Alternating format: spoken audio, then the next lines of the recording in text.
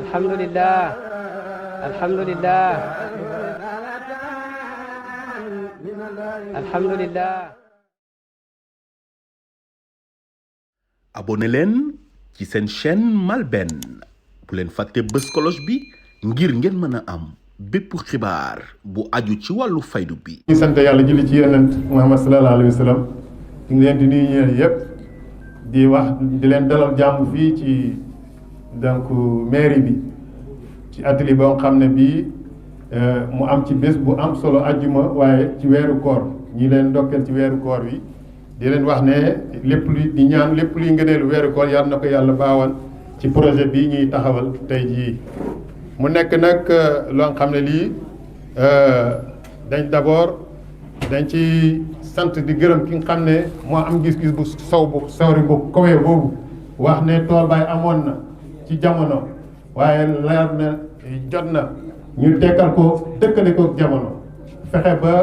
muy mën a yokku mbay mi yokku meññeet yi waaye fexe ba li fi meññee donc am lu juuxital fii ci commune bi ci ay ngëneel ci ay emploi loolu nag gis-gis bu sori boobu dañ ne wax ne moom bi mu ko amee def na ay pexe jokkoo ceeg ku nekk jokkoo ceeg président de la république dès le début mu wax ko ne dugal na ci dugalal loxo waaye ci itteem aussi bitim réew mu jokkee ceeg ñi nga xam ne ñii tey ji ñoom lañ jàkkaarloo nii tey muy banque BADEA banque arabe développement économique en Afrique ak OADA organisation donc arabe pour le développement agricole ñoom itam ñu wan ko ne ko lii ngay yëkkati lu am solo la ca pare nañ pour ñëw sóob si suñu loxo ca lii moo koy jëmmal tey ñu dox ko mu nekk déjà benn convention ba nga xam ne ministère de l'économie et de la coopération financière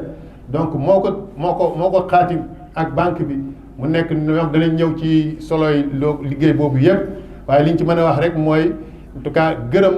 donc ñoom seen ité déjà bi ñu jëlee seen ité ñëw di ñu jàppale ci loolu kon dañuy gërëm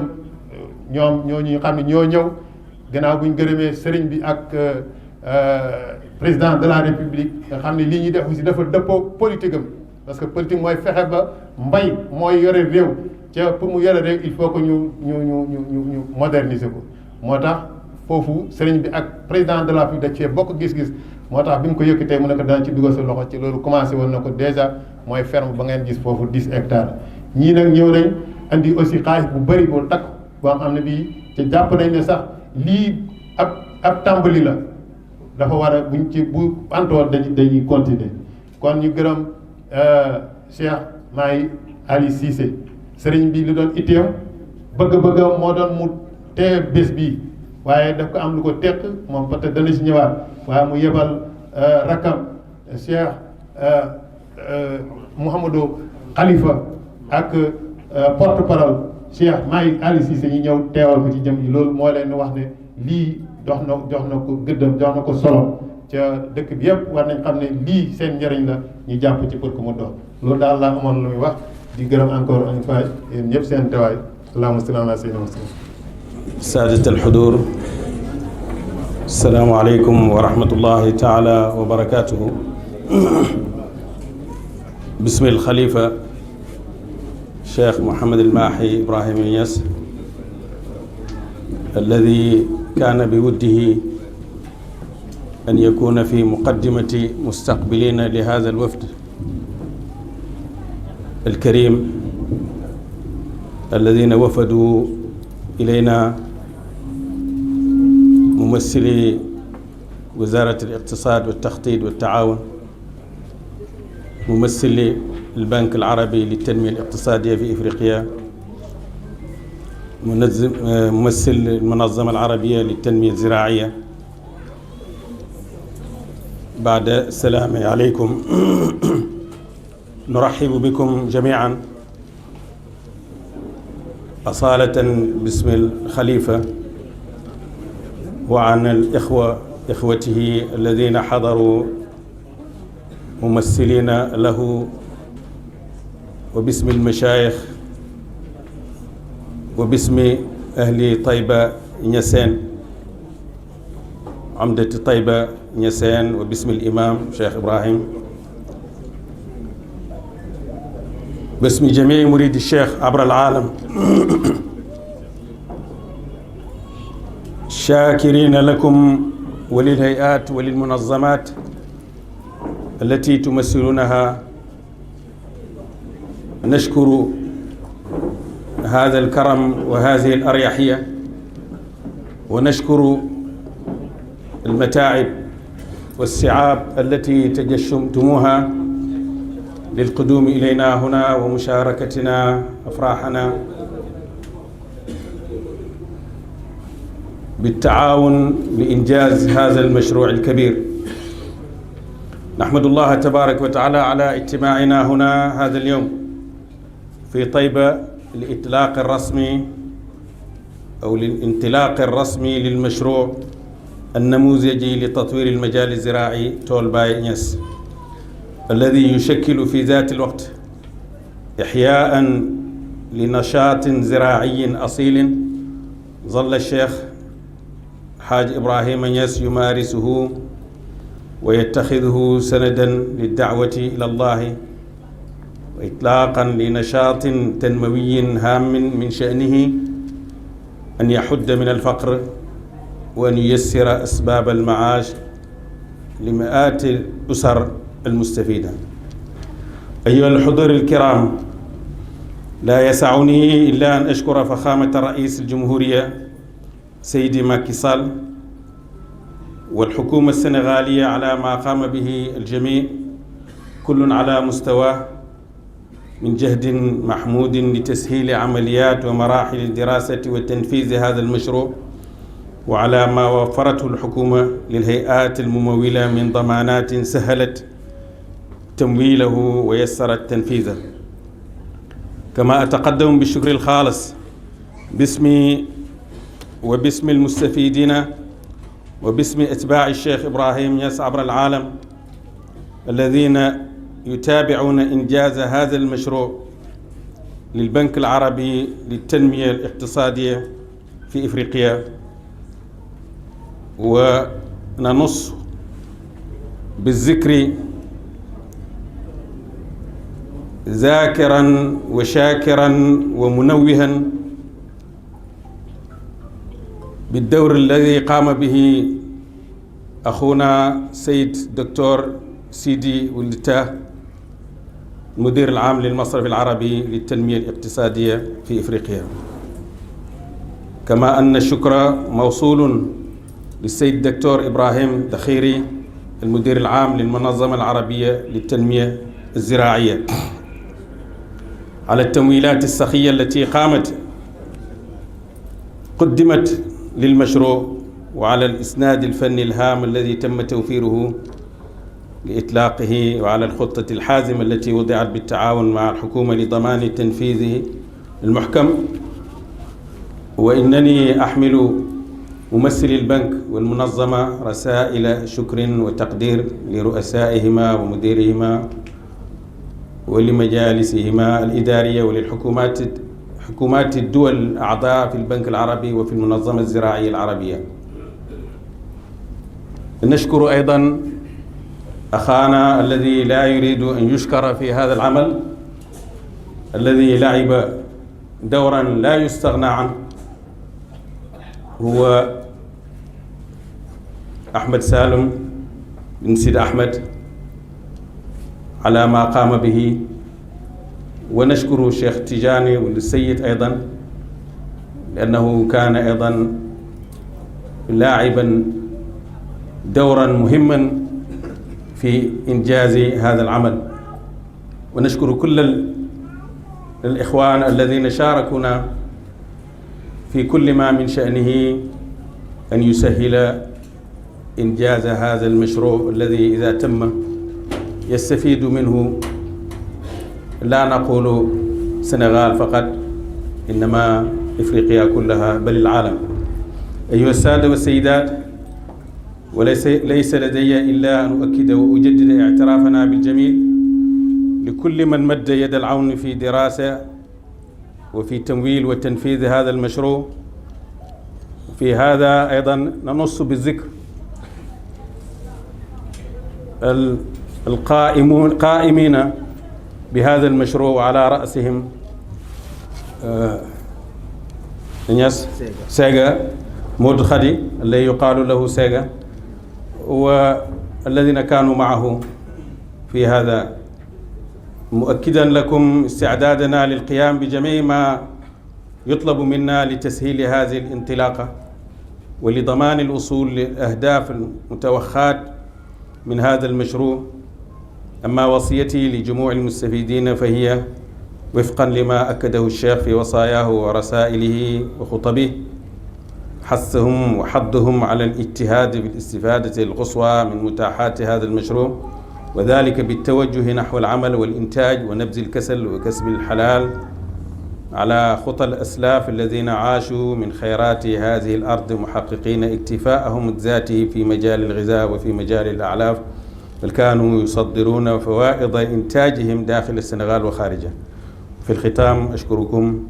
بارك الله لنا ولكم في رمضان، وتقبل منا ومنكم الصيام والقيام والإنفاق، وأعاد علينا وعليكم رمضان باليمن والصحة والبركة. وقل اعملوا فسيرى الله عملكم ورسوله والمؤمنون، كما نتمنى وندعو الله تبارك وتعالى متبركين ببركة هذا الشهر المبارك وهذا اليوم المبارك يوم الجمعة يوم العروبة، داعين الله تبارك وتعالى أن يتولانا جميعا ويحفظ ضيوفنا حتى يرجعوا إلى أهاليهم سالمين غانمين، وكل عام وأنتم بخير، والسلام عليكم ورحمة الله وبركاته. gannaaw ci gàttal rek ñi ngi doon jotal gan ñii nga xam ne ñu jugee, dégg ngeen ko monsieur le maire présenté na leen, ñëw pour jàppale sëriñ bi ci liggéey bu màgg bi nga xam ne continuité la ci liggéey Mawlana Cheikh Ibrahim radiallahu anhu, nga xam ne dafay jàngale li Cheikh Tidiane waxoon bi seyri ahli zamanikum sër dox dëppoog jamono. Baay wax ne mujaaratan maa muqtadayaat al asr al xaadiri, lim doon def yëpp beesal ansaaru diin, beesal liggéey bi. ci kaw loolu la xalifa Cheikh Mouhamed El Mahi moom it ooteatee beesal liggéey tool Baay comme niñ ko doon defee démb ci moyens yi ñu amoon, tey bu àddina amee mooy ëpp yim amoon. moo tax mu am vision boobu pour gis ne war nañ soppi doxalin, mu oote liggéey bi nga xam ne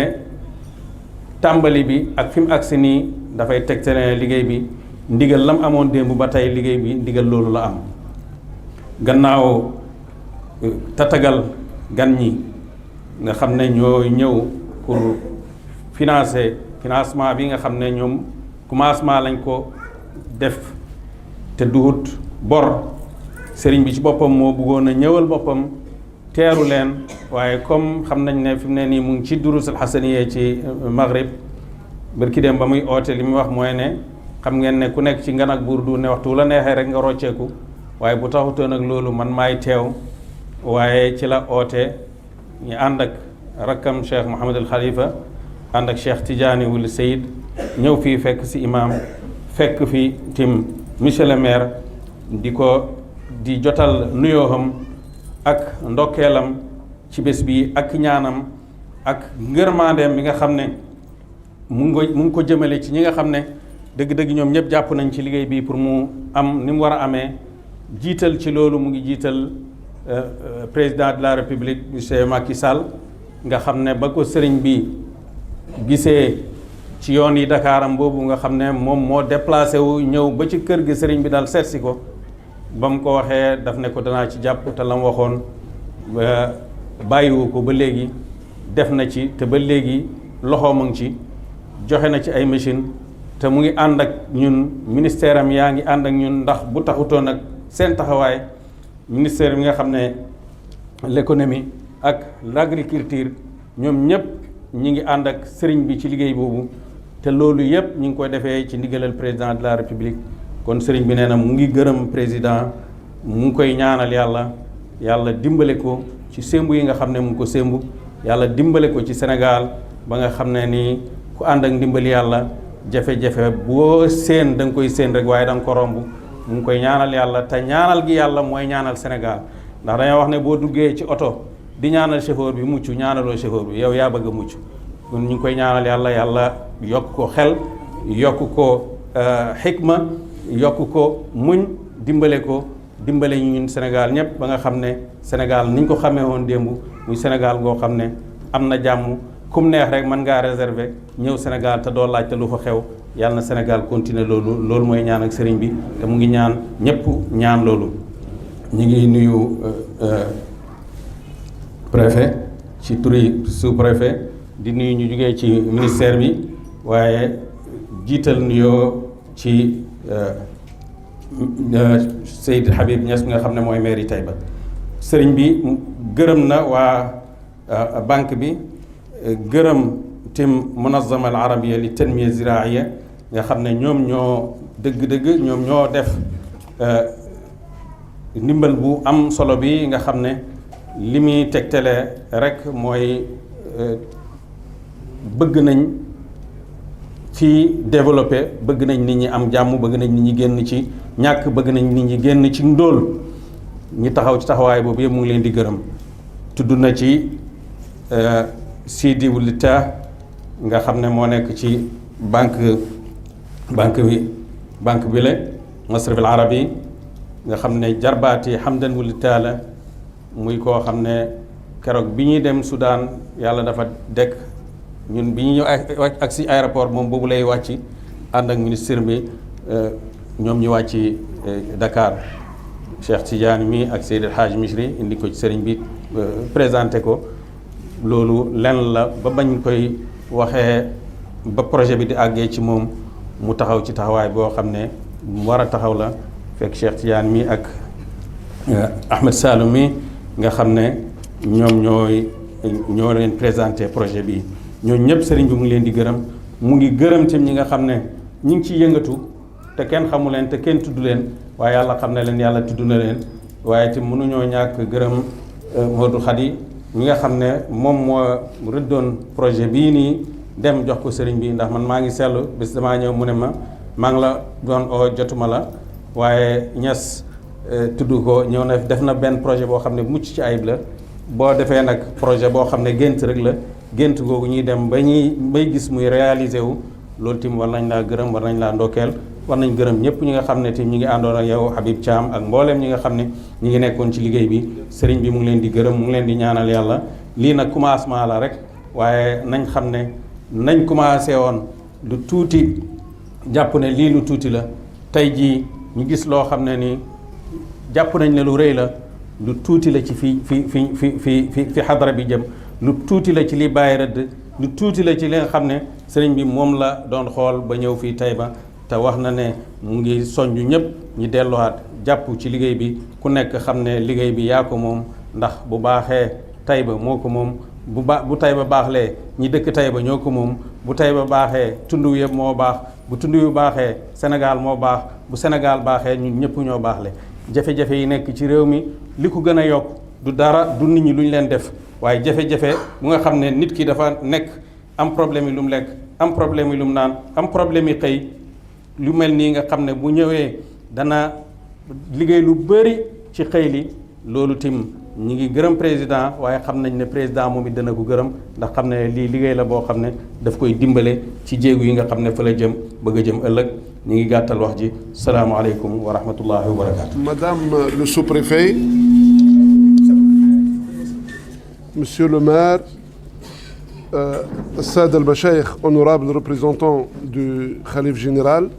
Monsieur le représentant du ministère de l'économie, du plan et de la coopération internationale, Monsieur le représentant de l'agriculture, du ministère de l'agriculture,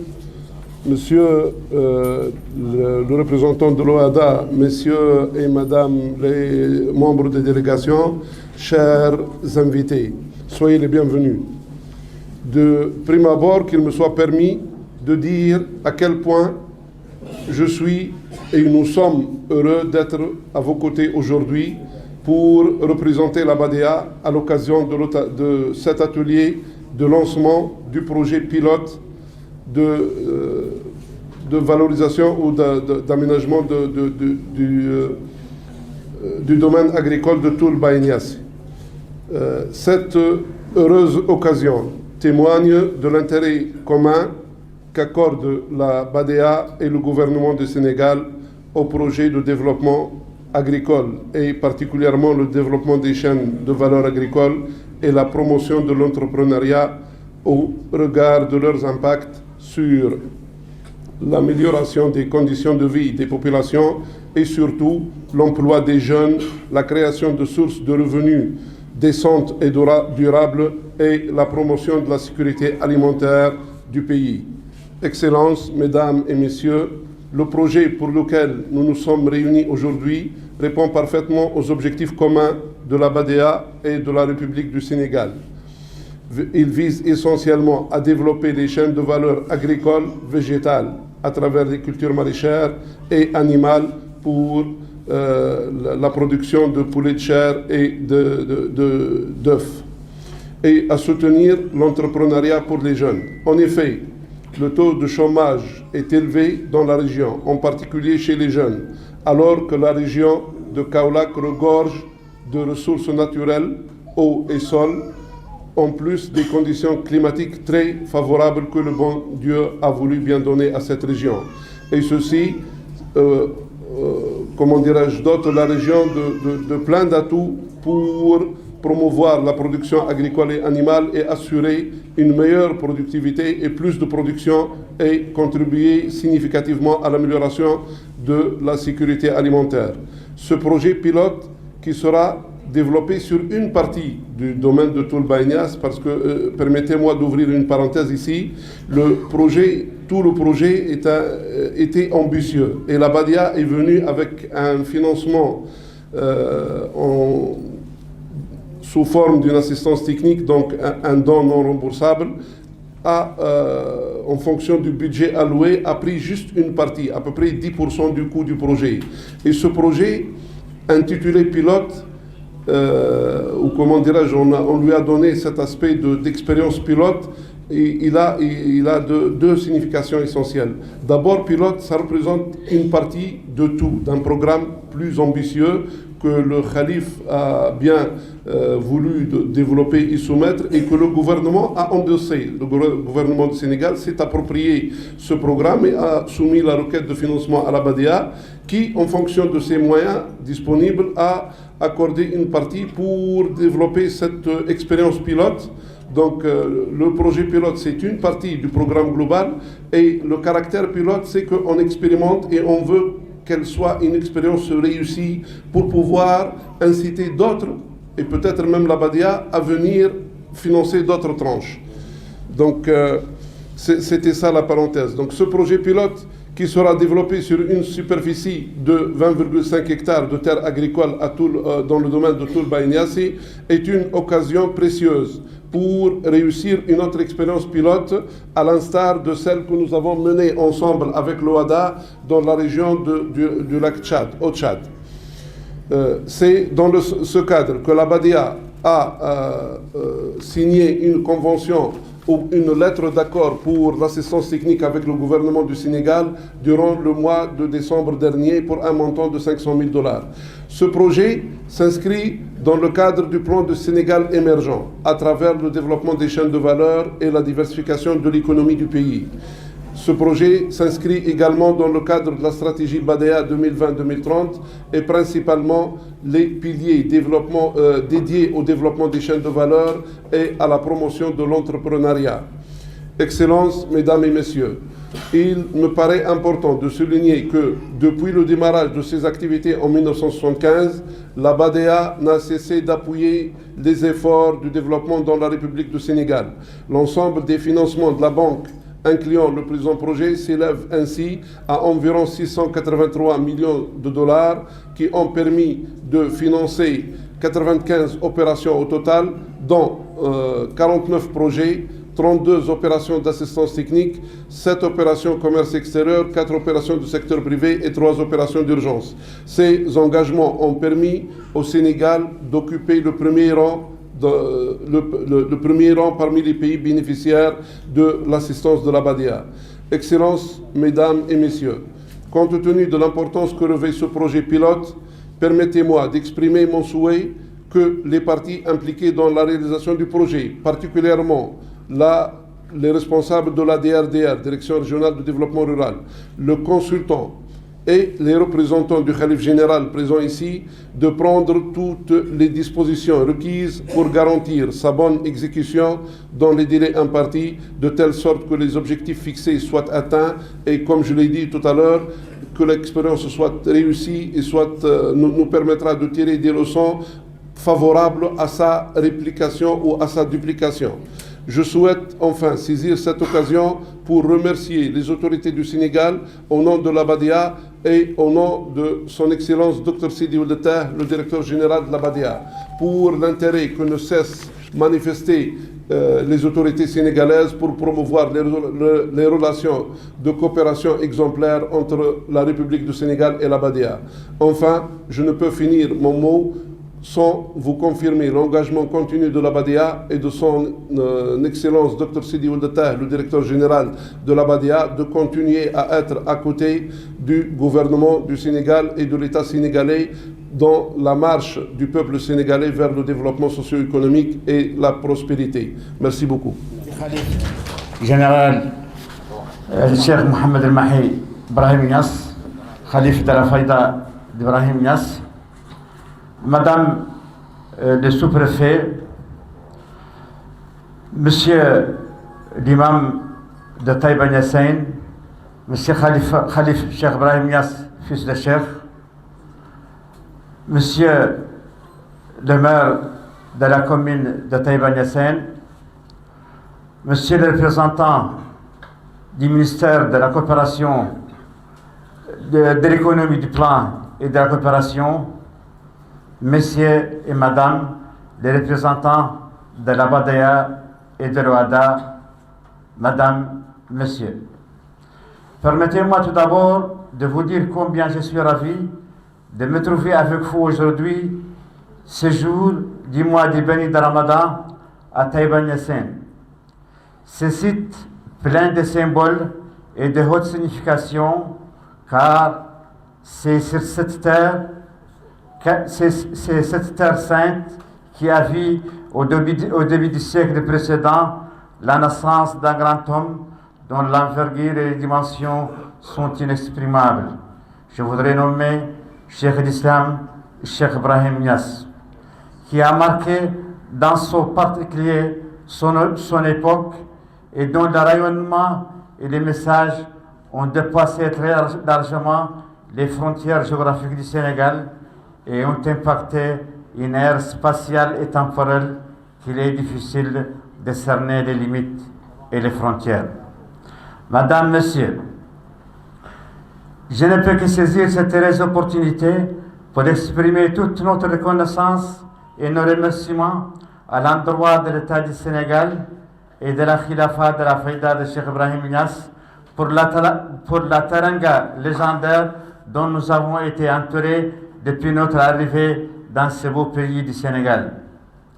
Je tiens aussi à vous transmettre des vives salutations du professeur Ibrahim Adam Dukhairi, directeur général de la WADA, et du docteur Sidi Ould Tah, directeur général de la Badia, et leurs souhaits de succès pour ce projet pilote d'une grande importance financé par la Badia et suivi par la WADA. Madame, Messieurs, le projet dont l'atelier de lancement nous réunit aujourd'hui a pour ambition de constituer le point de départ d'un programme plus large de réhabilitation du périmètre Taïba Niass. La présente phase du projet comporte plusieurs composantes, dont notamment la mise en valeur d'un périmètre maraîcher, la création et l'équipement d'un forage, la clôture du périmètre, la construction d'une piste spirale à l'intérieur du domaine et de certains bâtiments à usage multiple équipés à énergie solaire, l'acquisition de tricyclettes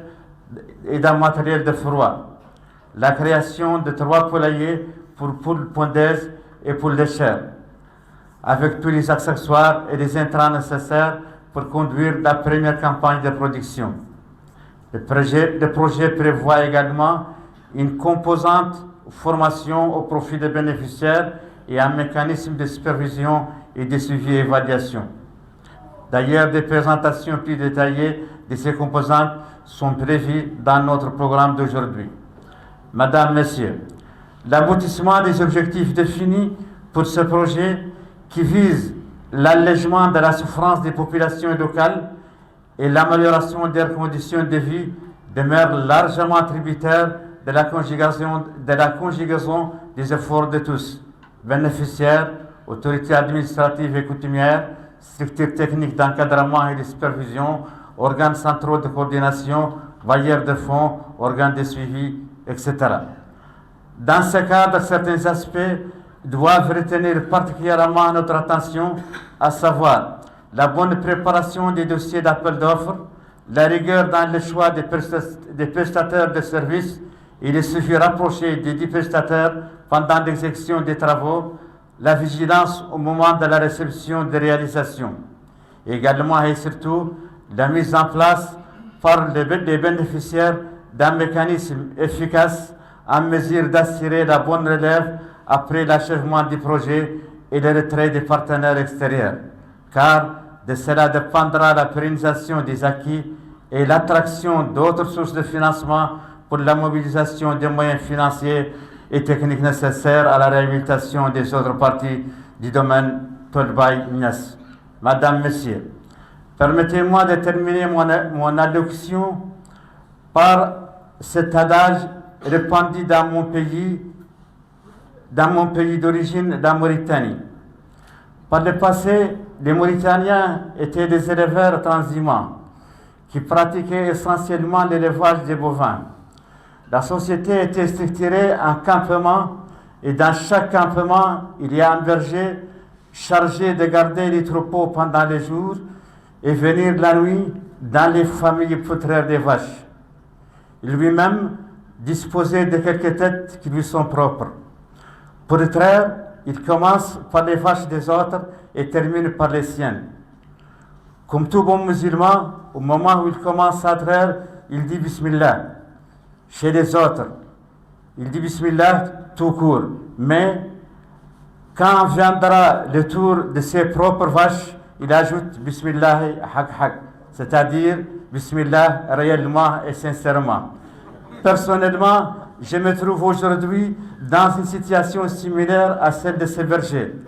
Auparavant, mon organisation me confiait le suivi de certains projets en Afrique au sud du Sahara, au Tchad, au Gabon, au Niger, etc. Et naturellement, je commence mon travail par Bismillah. Aujourd'hui, où on me confie le suivi de la réhabilitation du périmètre Tolbaï-Niass, je dis Bismillah haq haq. Je pense que je dois m'arrêter là pour ne pas déroger aux règles protocolaires. Je vous remercie. Donc, après avoir accueilli à Dakar nos hôtes de la Badaya et de l'OADA, c'est avec un grand plaisir que nous leur souhaitons la bienvenue à Kaolack et à Taïba Niassène, à la suite de Monsieur le maire et à la suite de notre vénéré guide, le porte-parole de Méréna Baye. Donc bon, tout d'abord, je salue aussi les délégations, les responsables qui sont ici, Madame le sous-préfet, Monsieur le maire, Monsieur donc le représentant du Khalif, cher Monsieur les guides Mohamed Khalifa et Abdoulaye Niass, chers amis de la presse,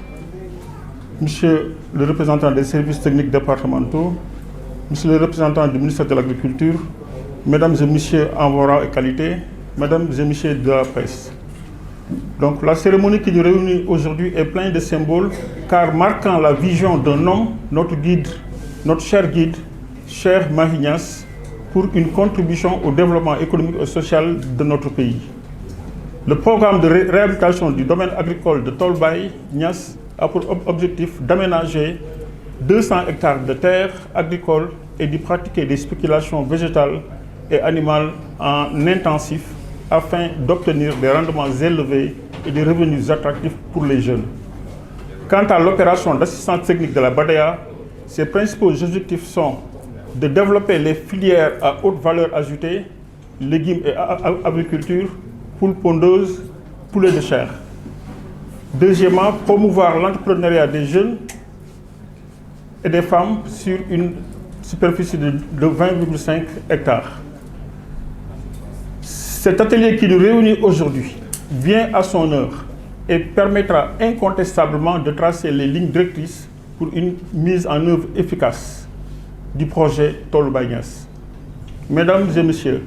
nous osons compter sur la synergie, la complémentarité de toutes les équipes pour la parfaite mise en œuvre du projet Toolu Baye. Pour sa part, le Sénégal est l'un des pays qui a bénéficié le plus des financements de la Banque arabe pour le développement économique en Afrique. Donc mon ami Hatem l'a dit. Donc depuis 1975, les financements accordés par la Banque au Sénégal s'élèvent à 683 millions, donc ce qui fait 410 milliards de francs CFA. Et on a surtout reçu des financements importants ces 3 dernières années. Bon, ils viennent de financer l'autoroute Dakar-Saint-Louis pour 65 millions de dollars. Donc c'est un partenaire important. Ils nous aident aussi dans les domaines des infrastructures des routes, je l'ai dit, de l'agriculture, de l'hydraulique, de l'assainissement, de la santé, du développement du secteur privé et du commerce. Donc c'est le lieu d'adresser à la BADEA nos chaleureuses félicitations, nos remerciements pour toute son action au Sénégal. Pour terminer, par la grâce de Dieu, je souhaite un bon succès de notre atelier d'aujourd'hui et vous remercie. Assalamu alaikum wa rahmatullahi wa barakatuh. Di dalal aussi sunu gan yi ñu am tey jii fii ci commune de Taïba Niassène mooy les partenaires financiers di ziar bu baax ki nga xamante ne moom mooy porte-parole xalif général Serigne Mouhamadoul Mahi Niass muy Serigne Mahi Cissé ñu ngi lay ziar bu baax di lay wàccee ci sa wàccuwaay di nuyu ñëpp ñi nga xamante ne tey porte-parole ñoom la àndal monsieur le maire de la commune de Taïba Niassène ñu ngi lay ndokkeel di la nuyu di la ziar di nuyu adjoint maire yi di leen di ziar bu baax ak personnel bi nekk ci mairie Taïba Niassène bi nekk ci commune Taïba Niassène yëpp. di nuyu bu baax aussi les hauts conseillers des collectivités territoriales fàttewuñ aussi les chefs de service régionaux les chefs de service départementaux ak chefs de service yi nga xamante ne ñoom ñoo nekk ci arrondissement Paoskoto waaye aussi ñu ngi ndokkeel di souhaiter la bienvenue ki nga xamante ne moom mooy représentant ministre de l'économie du plan et de la coopération donc ñu ngi lay wàccee ci sa wàccuwaay di kontaan aussi ci taxawaayu ki nga xamante ne moo représenté ministre de l'agriculture et de l'équipement rural muy le chef du service régional donc de l'agriculture chef de village yi nga xam ne ñoo nekk ci commune Taïba Niassène ñu ngi leen di ziar di leen nuyu bu baax a baax ak ñi nga xamante ne ñoom ñooy les délégués de quartier ndaxte Taïba dafa am ay villages waaye aussi dafa am ay quartiers di wax comme ni ma ko commencé rek bienvenue ci donc sunuy partenaires financiers muy ñi jógee tey jii Soudan représenté fii Banque arabe de développement économique en Afrique muy BADEA ak ñi fi représenté tey OHADA muy organisation arabe pour le développement agricole donc ñu ngi leen di remercier di leen di ziar bu baax imaamu Taïba Niassène ñu ngi lay ziar di lay wàccee ci sa wàccuwaay ñu ngi nuyu aussi képp kuy kilifa diine ak kilifa aada fii ci Taïba Niassène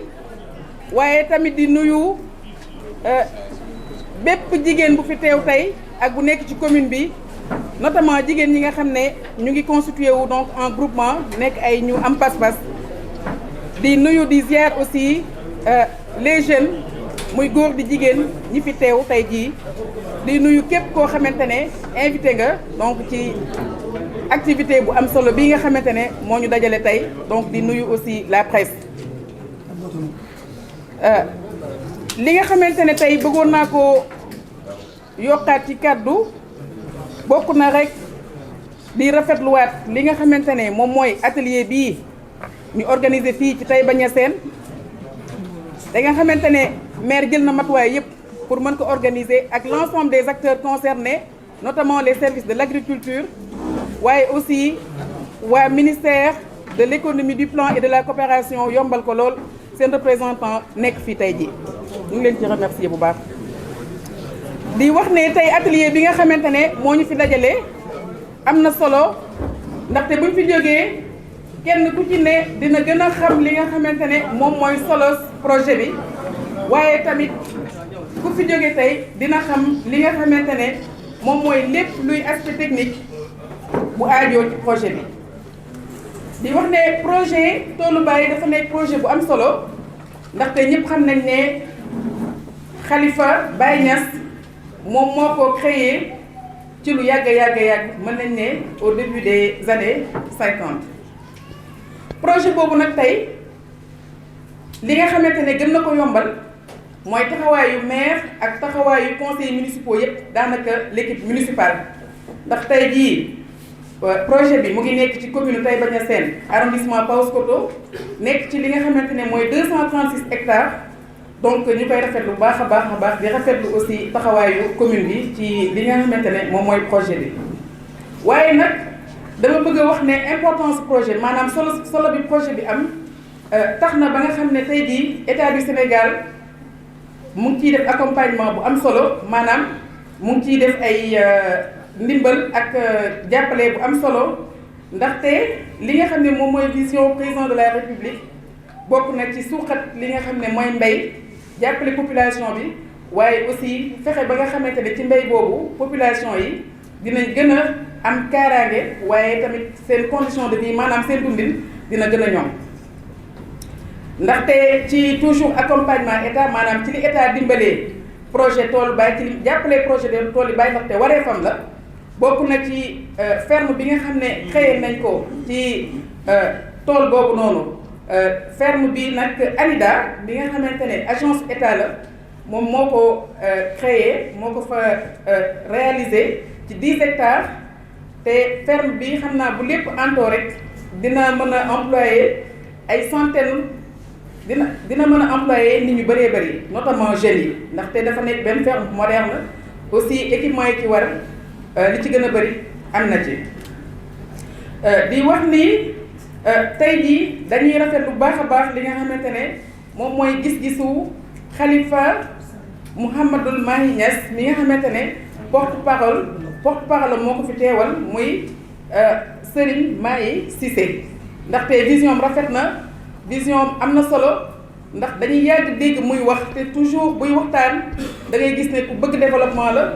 ku gëm développement la mais aussi ku gëm développement à la base ndax toujours day invité ñi nga xamante ne ñoom ñooy les populations à la base ñu njëkk a jàppale seen bopp balaa ndimbalu kenn di ci dugg donc moom dañuy rafetlu toujours vision te dama naan vision am aussi mooy gis-gisam gis-gisu xalifa bi moom mooy gis-gisu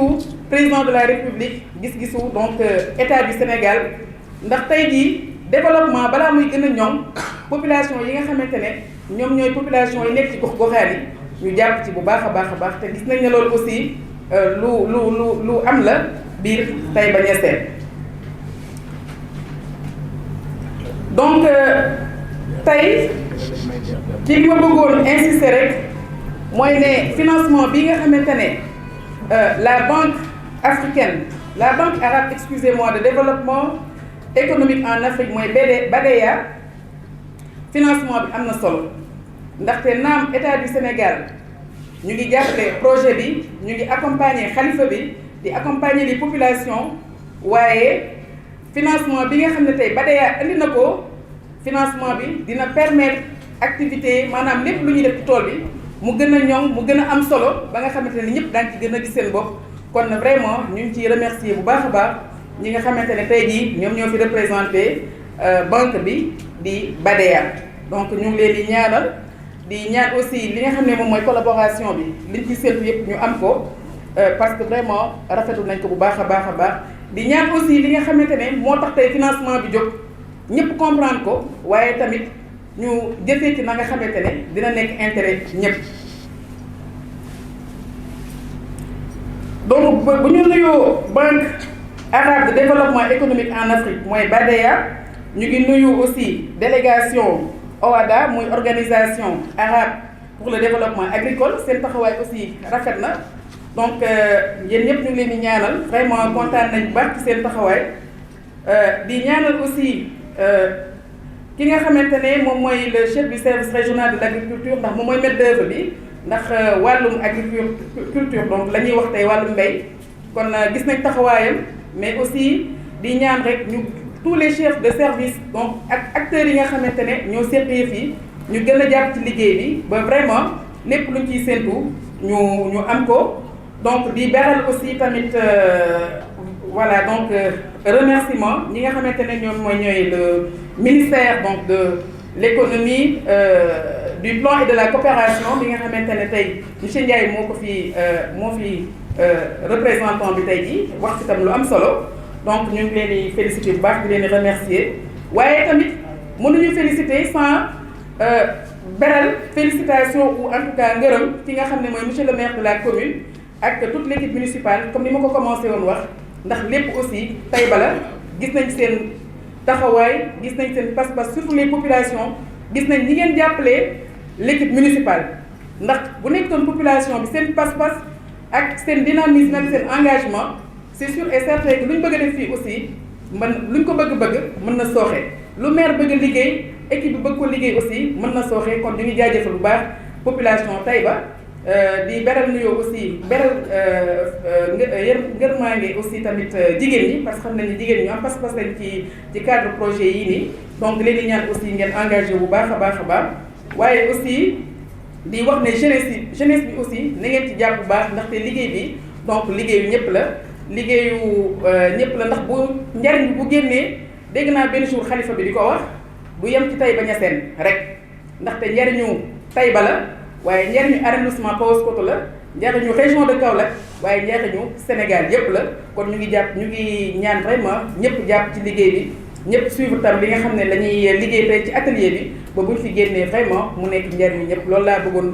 gàttal ci wolof donc di gërëmaat di santaat di sant la presse aussi. nuyu représentant xalif bi di nuyu madame le sous-préfet bu arrondissement Paoskoto di nuyu délégation BADEA ak waa OHADA di nuyu autorité locales yi monsieur le maire di nuyu également autorité religieuse yi imam yi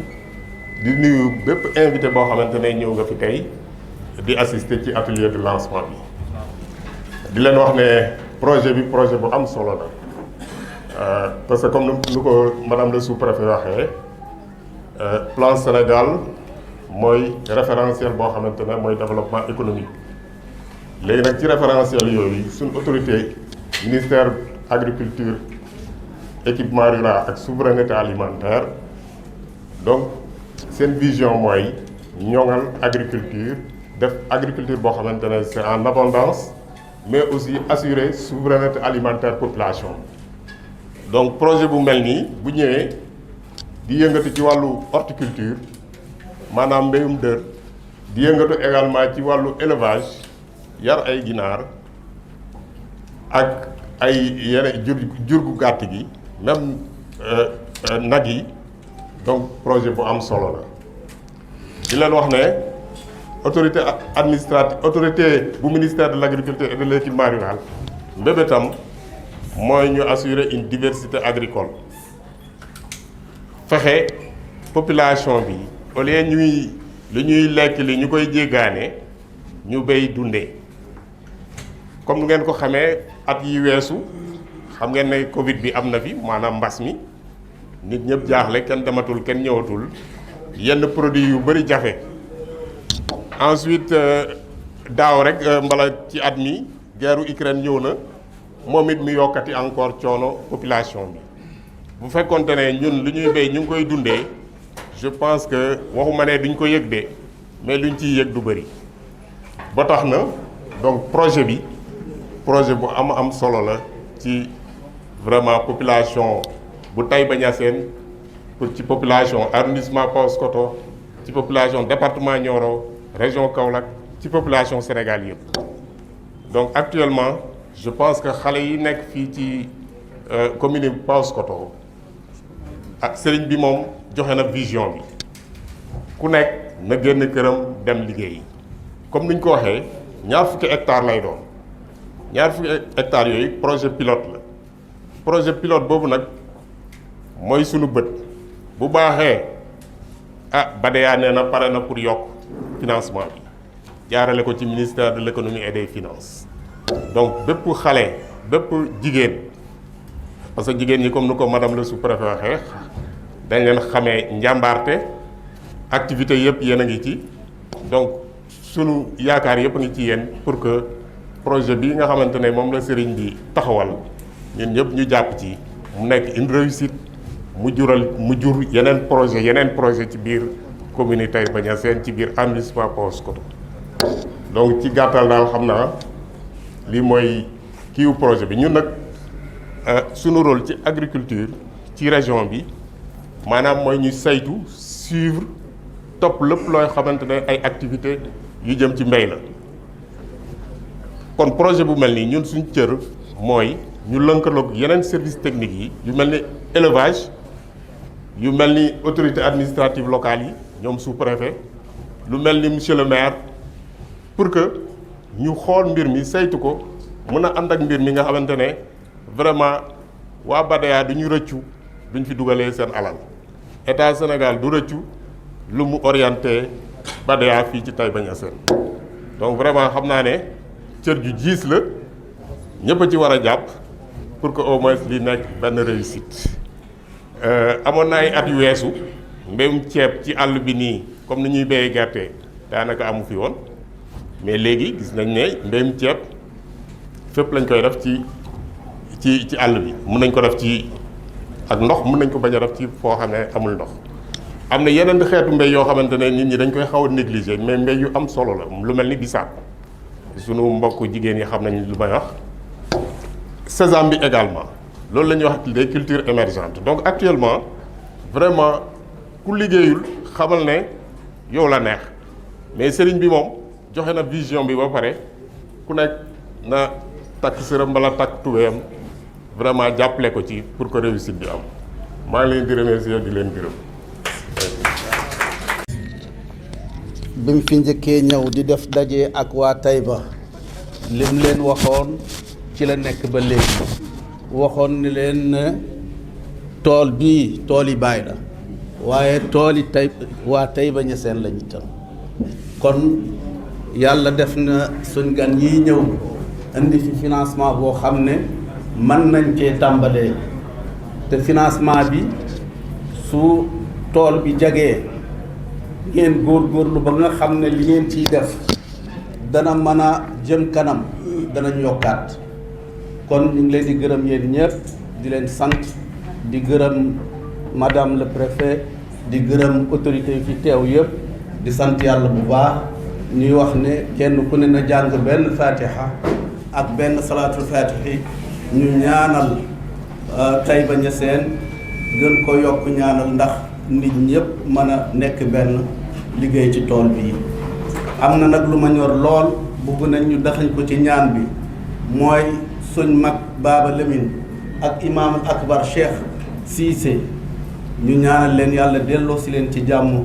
ñu ànd ak seen wér ñu jàng fatiha ak salaatul fatiha.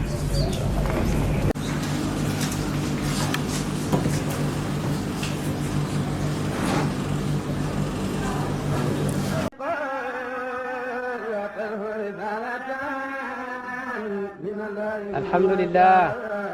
alhamdulillah alhamdulillah. abonné leen ci seen chaîne MALBN bu leen fàtte bës cloche bi ngir ngeen mën a am bépp xibaar bu aju ci wàllu faydu bi.